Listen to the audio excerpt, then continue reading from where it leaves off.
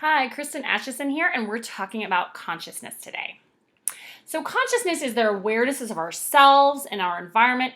And what's important to really notice is that this is really mediated by our arousal. So, depending on how aroused we are, what kind of state of arousal we're in, and this can include things like sleeping, or this can include things like daydreaming, things like this. This will change our level of awareness of ourselves and our environment. So, our arousal is going to be an important component in this. There are really a lot of evolutionary benefits for having consciousness, having this awareness. Novel situations. So when you're in a new situation, you're going to have a heightened awareness to try and figure it out, right? To find out these kinds of things. It's really important in planning as well. So being able to think about things that haven't happened yet. We do a lot of that in daydreaming, so this will be really important for long-time planning. Other things that we have for awareness of our internal kinds of things is metacognition. And this is when we're thinking about our own thought. So you have an assignment that you're supposed to do about your metacognition. It's a metacognition inventory, awareness inventory, as it relates to studying, right? So it's important that you know what you know and know what you don't know.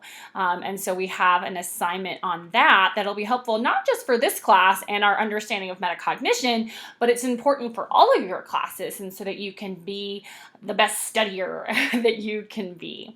And it's also another evolutionary benefit is thinking of theory of mind. So where metacognition is kind of thinking about your own thought and these internal processes, theory of mind is understanding that what you have going on in your head is different than what someone else is going on in their heads, or looking at things from a different perspective. So thinking about what others are thinking and recognizing that they're different than what you're thinking about. And so we'll talk about these. So theory of mind will be really important for functioning in groups. To being able to live in a social setting, to be the social animal that humans are. Theory of mind has those sorts of benefits.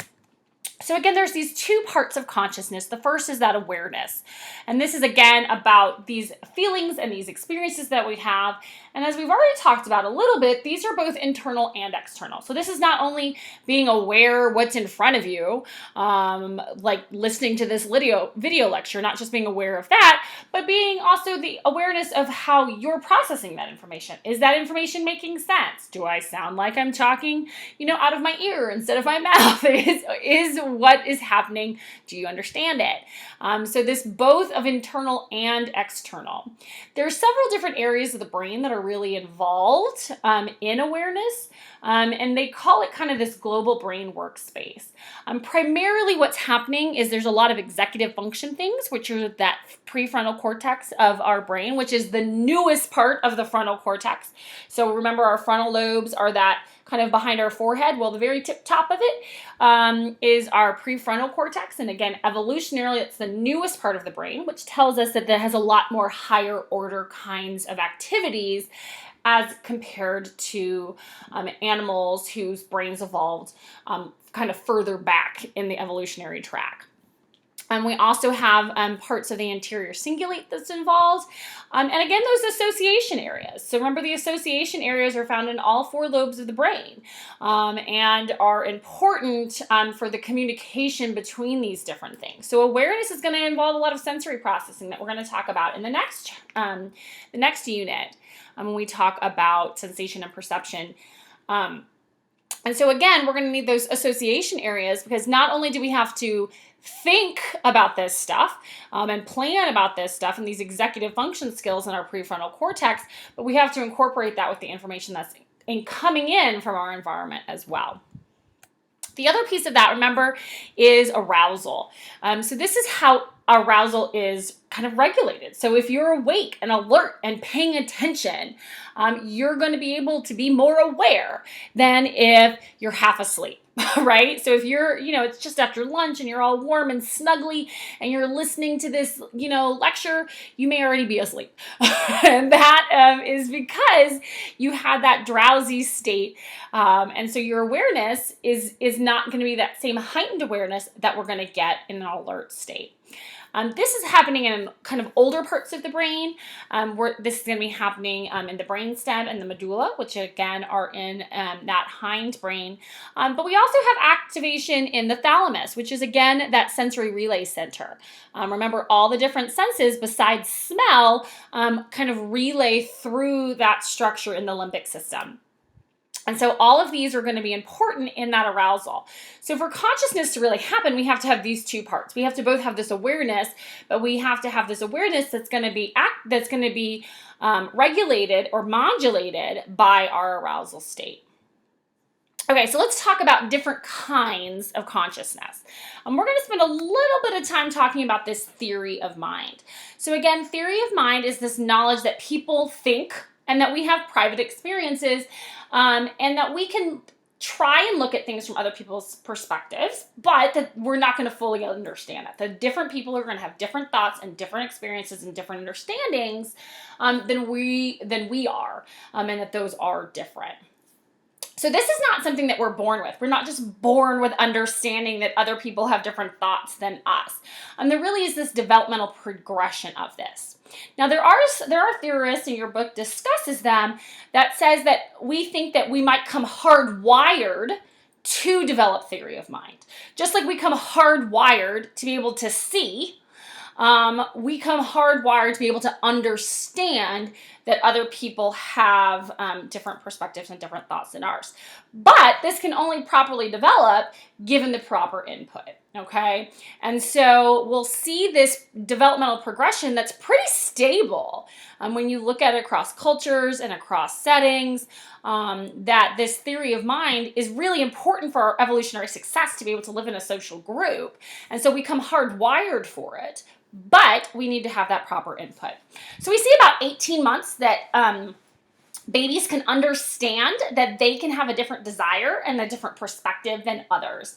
The easiest way to do this would be like 18 months, these babies can barely talk. But given the right snacks, you can get them to determine whether you want that snack or you don't. And so there's a study called the broccoli cracker study where, surprisingly, the experimenter wants to eat broccoli and makes it clear that they like broccoli better than they like goldfish crackers.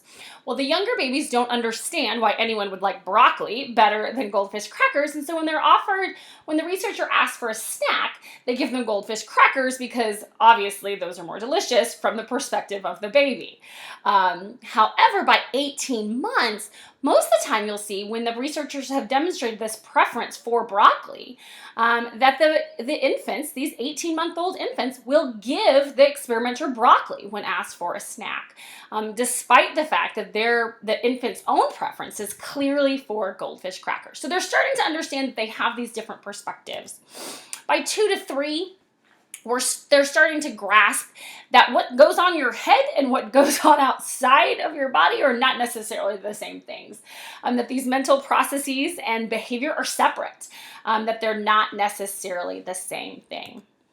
By 2 to 3, we'll start to see them refer to their own thoughts and beliefs.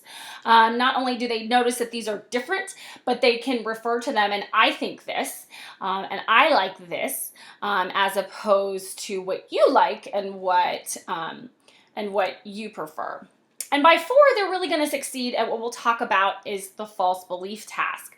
And this is they realize that not only that these desires and beliefs determine behavior, but that they can be you can have different knowledge than I do. You can have different information than I do, and that will dictate your behavior because you have different ideas and different thoughts. And by 6, we've really improved a lot. We can understand that these mental representations can be completely different than what's actually happening in reality. And we can even have these higher order, second order beliefs that we'll talk about a little bit as well, that show that they have an even more advanced theory of mind. So this task that I was talking about at 4, this false belief task, is one of the primary ways that theory of mind is studied, especially in children. So you do have a video clip to watch where one of the researchers that kind of pioneered this work, Alison Gopnik, is talking about her study with Snoopy, because again, we're talking about 3, 4, and 5-year-olds, and crayons and candles. So please watch that video. It's very cute. You know, there's children. But what we see is by 4, most kids are passing this false belief task. And again, this timeline's pretty stable across varying socioeconomic statuses, various cultures, which again supports this idea that there really is this theory of mind module, that we're coming in pre-wired, and as long as we're having social interaction, that we're going to be able to develop these things. So here we have a graph where we have age in months across the bottom, and we have percent correct up across the top. And by, 89 months, we are near perfect at these false belief tasks. But again, the majority of people are passing it by about 4, which is 48 months. So if you look at 48 months, that's about 50 months, and we're at about 60% are passing that correctly, which is statistically significant. And again, we're going to continue to get better at that as time goes on. But there's other kinds of things that we have to understand. What we know is different than what we see. This, again, we were talking about being able to determine that the physical world is different than what reality is.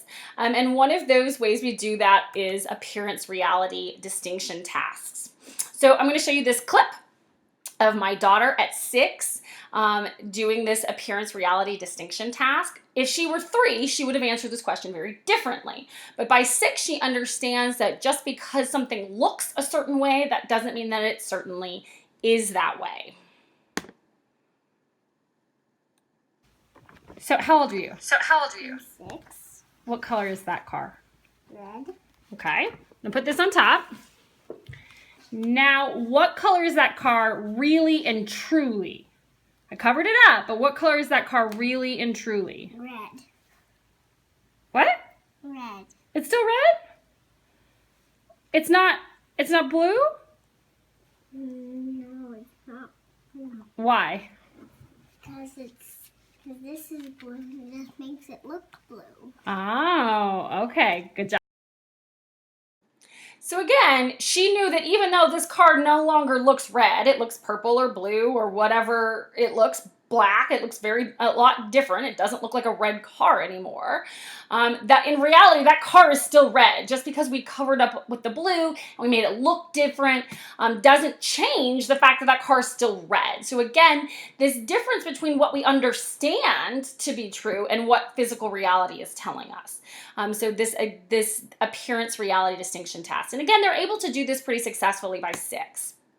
These second order beliefs are happening, and these are beliefs about another's beliefs. So this is not just understanding, kind of these appearance reality distinctions, but this is know that we can have ideas, that other people can have ideas that are wrong. And what's really nice is this can aid us in our perspective taking. So the way they do these second order false belief tasks is they'll do something like this. So this first picture A, Jason has a letter from a friend. Lisa wants to read the letter, but Jason doesn't want her to. Jason puts the letter under his pillow. Jason leaves the room to help his mother. When Jason is gone, Lisa takes the letter, reads it. Jason returns and watches Lisa, but Lisa doesn't see Jason. Then Lisa puts the letter in Jason's desk. The question would then be, where would Jason go? Where would Lisa think Jason would go look for this letter? Okay, so Lisa knows that Jason hid it under his pillow. Lisa doesn't know that Jason saw her put it in the desk. So obviously Jason's going to look for it in the desk because he saw her put it in the desk, but Lisa doesn't know that. So to answer this question right, and 7-year-olds they would say Lisa thinks Jason would look under his pillow because she doesn't know he saw her put it in the desk. So this is a little bit more of a complex task, right? So it's not just, know that there's candles in a crayon box from that false belief task video, which hopefully you've watched. But this is, I have a belief that's different, but I don't understand that this other person will. So this is a higher order, a little bit more complex of a task. And again, with this idea of this theory of mind module, we see this really nice developmental progression that's pretty stable across these different socioeconomics and cultures, which really gives evidence that we are hardwired to develop theory of mind given the proper input. However, what we see in autistic individuals is that they have severely delayed or absent completely theory of mind development. So one of the researchers that really came up with this idea of this hardwired theory of mind module is actually an autism researcher. And what we do see is a lot of struggles with theory of mind, whether it be delayed or absent, in autistic individuals.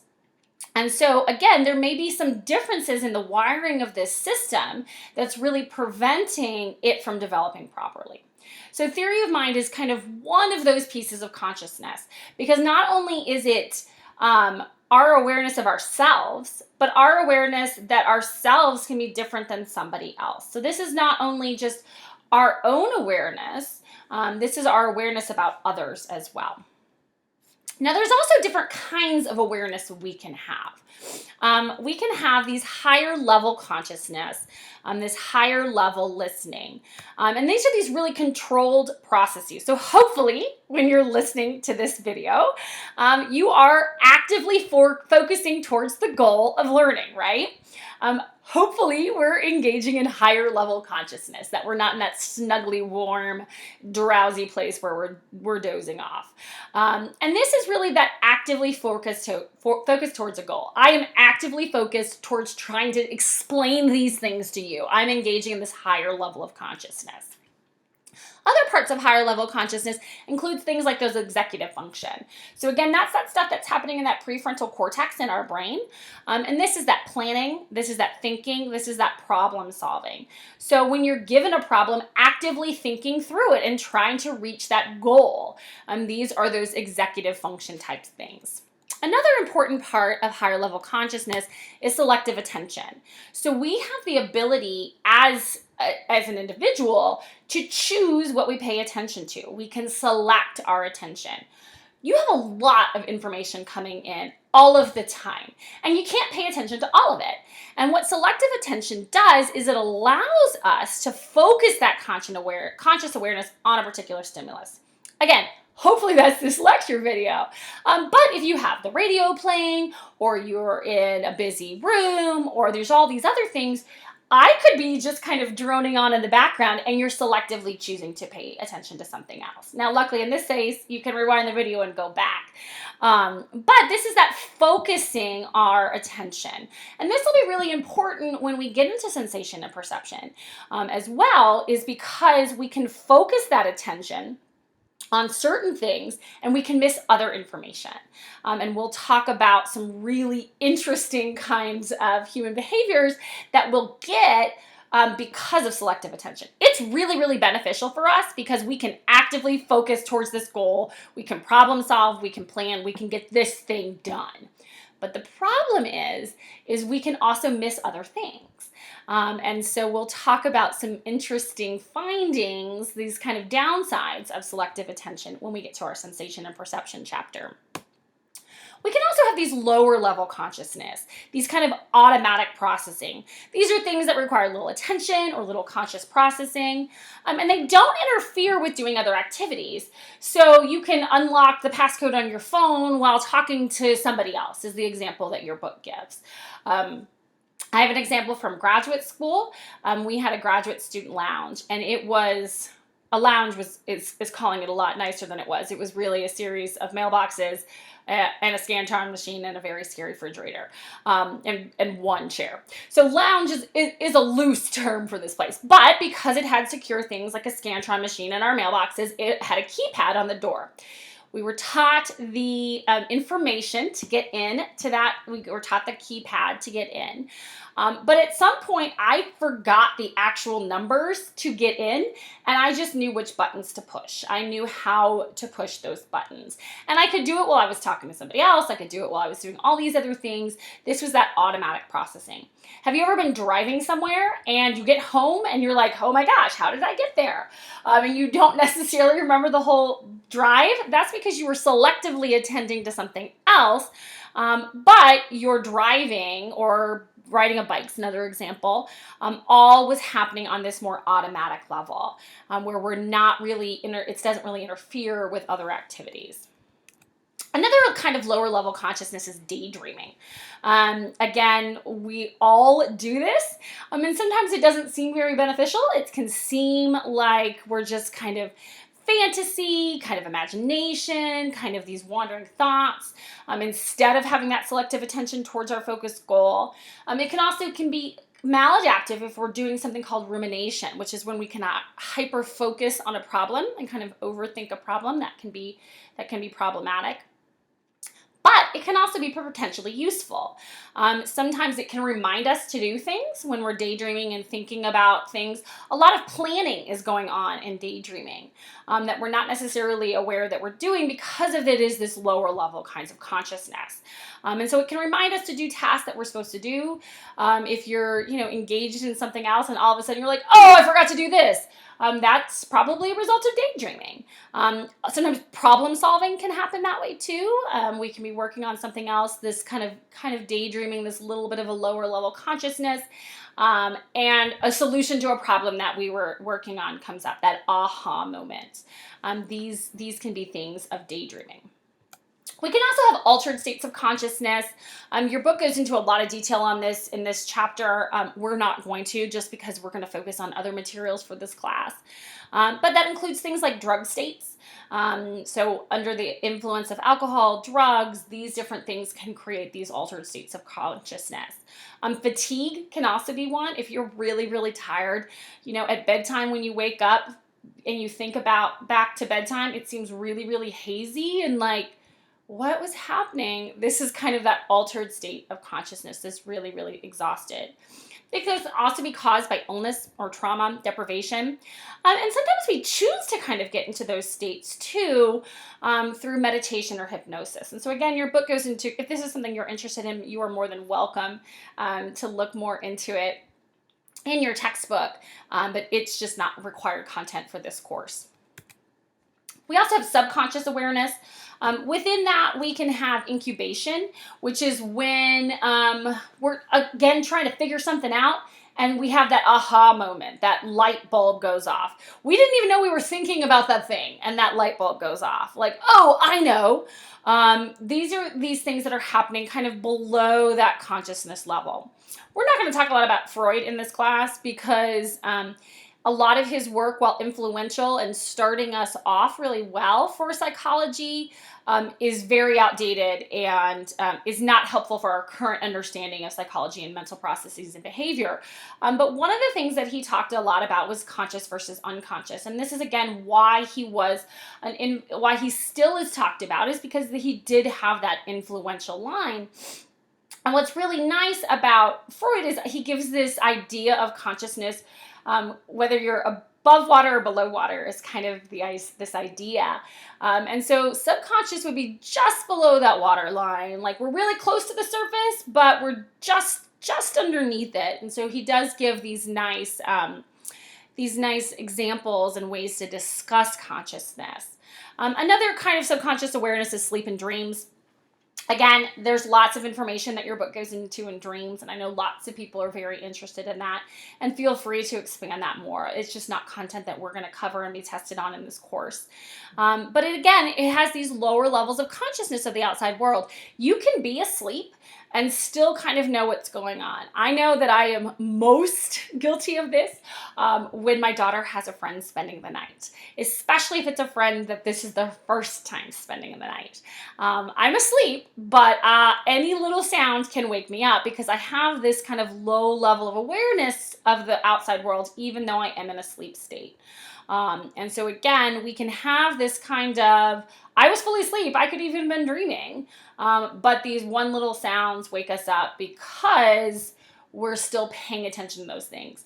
Parents of newborns will often report this as well, this low level awareness of what's going on, which is not helping parents get a lot of sleep either. We can also have no awareness. Freud discussed this in a lot of detail, thinking that we had thoughts and feelings and emotions that we just were not aware of. And we do know to some extent that we can have these, but not necessarily in the way that Freud thought. So we won't talk again. This is as much as I really like to get into Freud at all.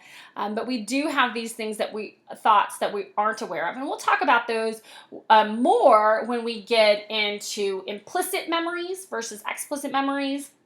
And even more when we get into social psychology, when we take those implicit memories and we turn them into implicit biases. And a lot of times, implicit biases are not things that we are aware of, whether they're biases against gender, whether they're biases against race or ethnicity, whether they're biases against any other that humans can create. We can have these implicit, unconscious biases that we're not aware of. And so we'll talk about those some later as well. We can also have this non-conscious kind of processes. And so these are things that are really kind of unconscious. So this can also include things like drugged states, like if you are under anesthesia, if there was a head trauma and been knocked out, we can have these kind of not conscious things going on as well. So this really sets up our mind to have these dual processes. Because we do have all these layers of consciousness, we can have more than one thing going on at the same time. So like parallel processing, like we were talking about with subconscious.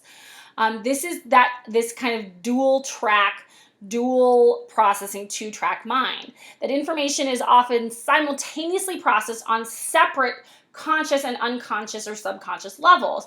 That we can have things going on at all of the different levels that we may not be aware of all of the different levels. We really have our attention on that selective attention focused on that unconscious, that higher order consciousness track, but we do have all these other things that are going on, whether they be automatic pilot, kind of these taking care of routine business. So something like doing a Rubik's Cube is going to be something that's very higher order processes. This kind of selective attention. But we can also be doing other things kind of in the background that we're not aware of. Something like brushing our teeth, something like brushing our teeth is something that we're not necessarily thinking about brushing our teeth. We may be thinking about all the things that we have to do, kind of in that daydream state, while we're doing this kind of autopilot of these routine business. So we can have these dual track, these two-track things going on at the same time. So more than one thing can be happening at once. The last little thing I want to say is about that selective attention. So we're really, as much as we can have all this information going on at the same time, we're not as good at it as we think we are. And so we're really not great at multitasking and doing multiple things that do require selective attention at the same time. Study after study, regardless of the kind of multitasking that's being gone on, sees performance go down when someone's trying to engage in multitasking. So we see that we're not really great at that. And one of the best examples of that is traffic accidents and either talking on the phone or texting. Because texting or talking on the phone, even with a hands-free device, requires our selective attention. It creates the divided attention across something like driving. And if there were to be something that comes up, we're slower to respond. And so 28% of traffic accidents are really caused by this. Really using your cell phone, and again, this can be with a hands-free device, really creates a comparable risk to driving while intoxicated. So this is a lot more dangerous than we think it is, and that's why Georgia has changed its laws and is now a hand-free state as well. And so again, even though we're a hand-free state and that does improve things, we still have really kind of equal risks for hands-free devices as well. So it really is about attention more than it is about our hands on the wheel. And so even with a hands-free device, we can still have these negative consequences. Okay, so that ends our discussion on consciousness. Thanks.